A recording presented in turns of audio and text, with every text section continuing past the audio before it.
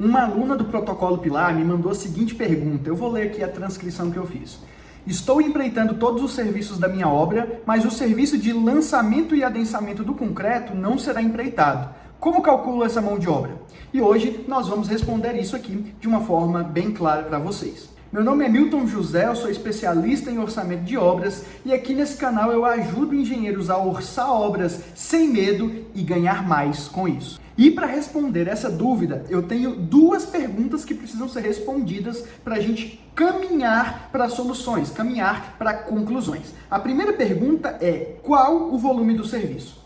Por quê? Porque se você tem pouco concreto para fazer o lançamento e o adensamento, a gente vai tratar de uma forma. Se você tem muito concreto para fazer o lançamento e o adensamento, a gente vai tratar de uma outra forma. E isso valeria para qualquer serviço que você quisesse orçar, tá bem? Eu digo isso porque em serviços realizados em reformas ou em obras menores, pode ser que a quantidade seja um limitador muito importante, ela seja ali uma premissa muito importante de cálculo. Veja bem, para fazer 100 metros quadrados de forma, eu tenho um custo unitário, mas se eu precisar fazer somente 2 metros quadrados de forma, como se fosse para fechar essa porta aqui, o custo unitário é realmente outro, porque a composição muda drasticamente. O tempo da mão de obra, a quantidade dos materiais, tudo isso muda. Então, sempre que você quiser escolher uma composição de uma forma mais adequada, se preocupe com o volume de serviço, a quantidade de serviço que precisa ser realizado. Então, qual é o volume de concreto que nós vamos lançar e adensar? Tá bom? Isso é uma primeira pergunta.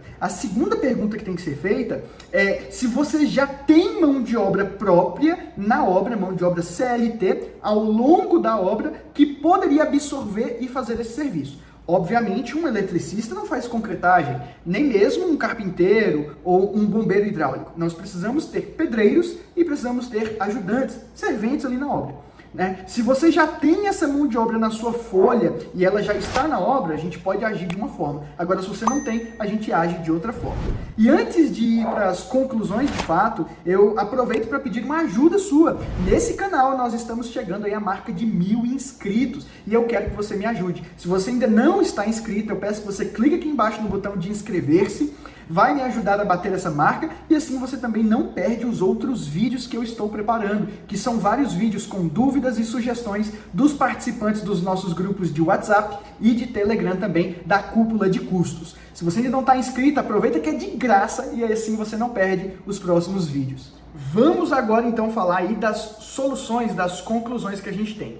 Em primeiríssimo lugar, se você tem a mão de obra própria e o volume do serviço é pequeno ou ele é razoável, você pode utilizar uma base de dados para orçar esse serviço. Vamos supor que nós só precisamos concretar 5 metros cúbicos, tá bom? E que eu tenho sim na minha folha, ao longo de toda a obra, 2 pedreiros e 2 ajudantes.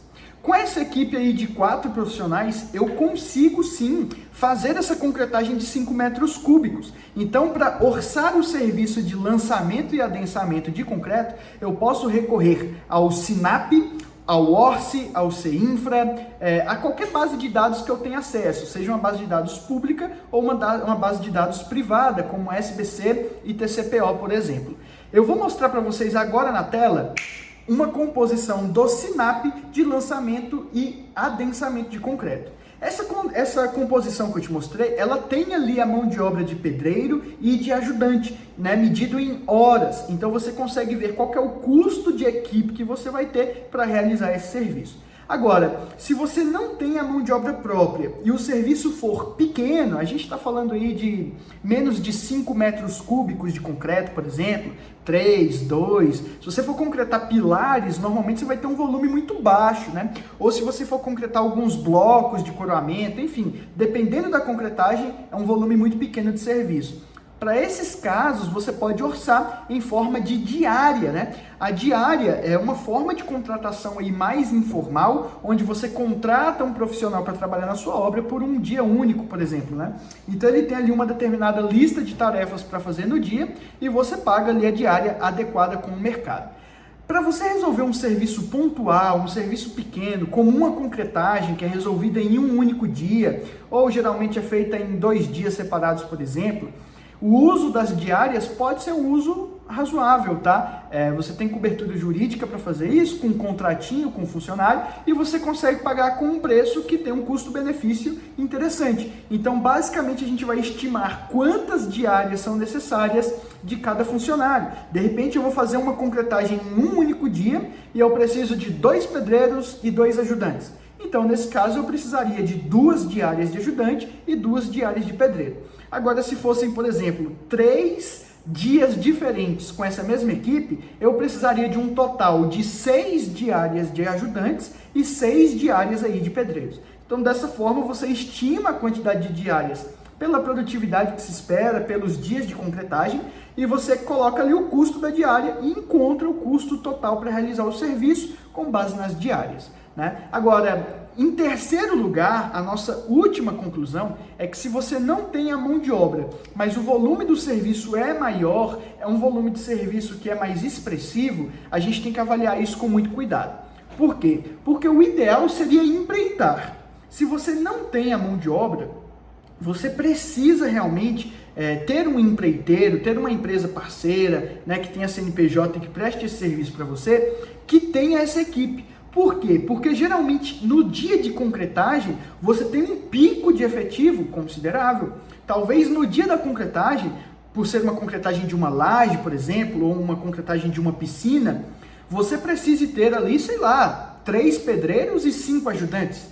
Esse é um pico de efetivo que talvez você não tenha como absorver, porque você não tem essa mão de obra.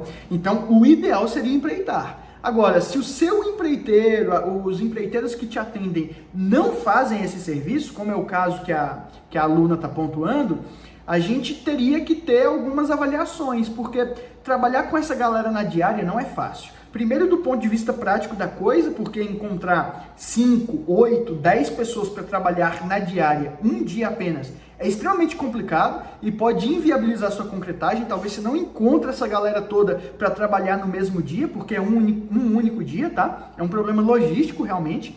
Mas também a gente tem um problema de custo, tá? Porque as diárias, normalmente quando é um serviço que leva mais do que 3 dias, leva 4, 5, 6 dias, elas já ficam muito caras, elas já começam a pesar no bolso, né? É aquela história, poxa, se eu fosse empreitar esse serviço, eu empreitaria ele por R$ 1.500, mas como eu estou pagando a galera aqui na diária, eu estou pagando R$ 2.500, então já não é mais vantajoso, já não é mais interessante. Nesse caso, a gente teria que fazer uma análise no seguinte sentido: será que eu tenho outros serviços que eu consigo utilizar uma mão de obra própria para realizar nesse período? Se sim, faz sentido você contratar alguns funcionários por um período ali determinado, de 2 meses, 1 mês, no máximo 3 meses, por exemplo, que você aproveita o período de experiência da carteira, mas eu te recomendo fazer isso de uma forma completamente transparente com o funcionário. Ele precisa entender que ele está ali de forma temporária, né? Pelo menos até o período de experiência dele vencer. Assim você tem todo mundo alinhado, todo mundo sabe, ninguém vai se sentir ferido, traído de, pô, eu tô entrando numa obra contratado aqui como CLT, mas daqui a pouco eu vou ser demitido, meu contrato não vai ser renovado. Isso é uma situação muito chata. Eu te recomendo que faça isso totalmente às claras, de uma forma transparente. Nesse caso, você conseguiria pagar um pouco mais barato no serviço do lançamento aí de concreto, mas você tem que ter outros serviços que sejam absorvidos por essa equipe. Afinal, uma equipe que está contratada, vai passar ali 2 ou 3 meses na sua obra, você precisa ter serviço para eles trabalharem, senão aí sim o custo fica muito mais alto. Agora, vem aqui, se você ainda não sabe como utilizar o Sinap de forma correta para obras particulares, tem 3 detalhes que você precisa se atentar. E eu expliquei muito bem eles nesse vídeo que está aparecendo na tela. Então, se você quer utilizar o Sinap ou qualquer outra base de dados pública em obras particulares, corre lá e assiste.